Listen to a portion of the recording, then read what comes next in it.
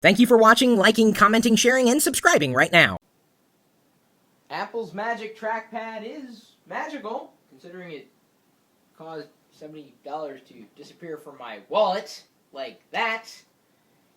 I've had the trackpad for, a little over a week, I guess.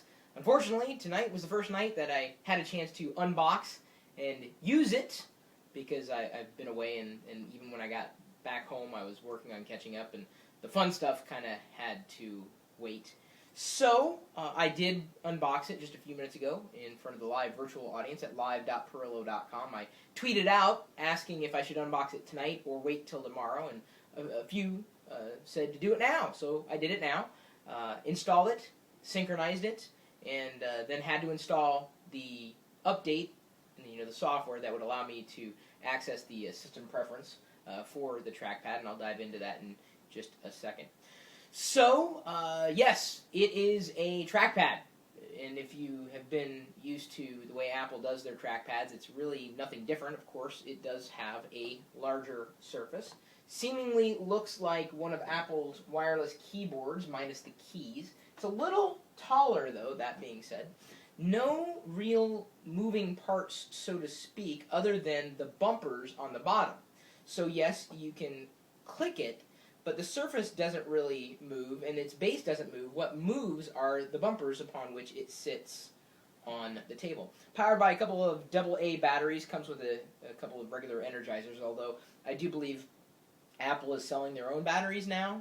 I'm going to buy some to see if they stack up well against my Energizer rechargeables, which I've been using for a while, and they've kind of started to frustrate me because they lose their charge quicker than anything.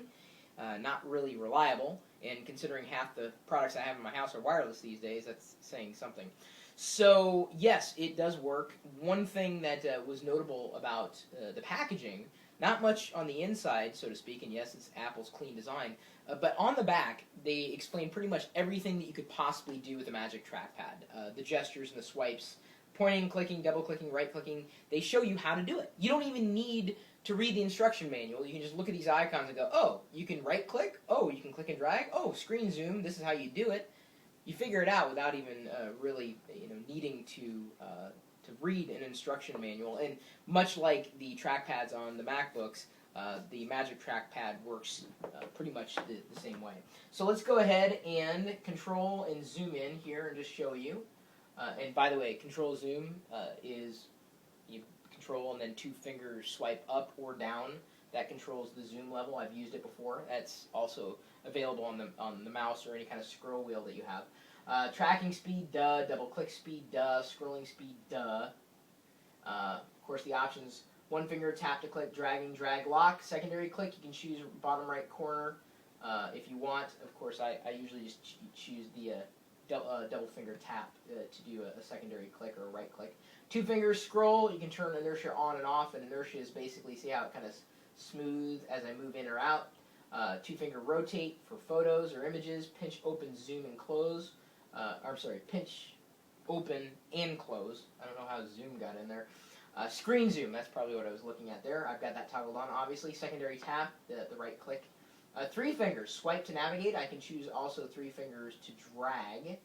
I may say three fingers dragging. So then, theoretically, yeah, so now I've got a whole, let me zoom out and show you. Three fingers allows me, instead of clicking and dragging around, I just three finger move around. That works well. Four fingers, swipe up and down for expose, or swipe left and right to switch applications. Trackpad battery level, of course, indicated there. And what's kind of nice about it, too, is there's a video preview of any of these particular features. As I hover over, let's say, secondary tap, it shows me here, it illustrates it. If I hover over screen zoom, it illustrates it over here. It's kind of nice that they put the video preview. A lot of people like learning by way of video. So now I can three fingers up. Is that it? Oh, wait, four fingers. Swipe up or down for expose. Okay, so expose is down, and up is showing the desktop. Four fingers. Swipe left or right to switch applications. Nice. Sweet. Forget Alt-Tab, or I should say Command-Tab in Mac OS X. That works well. Three fingers to move around, or I can also click and drag it around like this.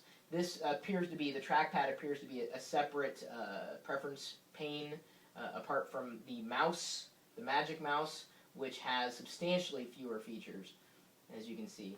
But of course, there's far fewer things that you can do with a Magic Mouse compared to the Magic Trackpad, which makes it much more magical. Can I do anything with it? No, it doesn't. I'm trying to make it move in my chin, but it's not really. Just like the finger, not so much the chin. Maybe the nose. Oh yeah, look at that! Here, hang on. See if I can.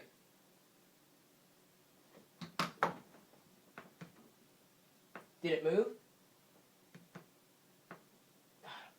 Well, the cursor's moving.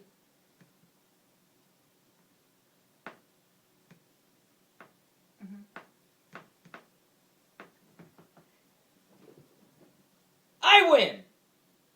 My email address, chris@pirillo.com. I'm certainly interested in taking a look at just about any piece of hardware out there, even if Apple doesn't make it. Believe that or not. Geeks.pirillo.com is where you can find other people much like yourself. The geeks.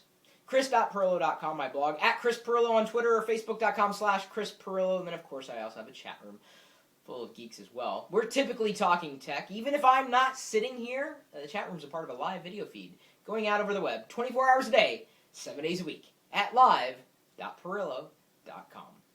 We'll see you later.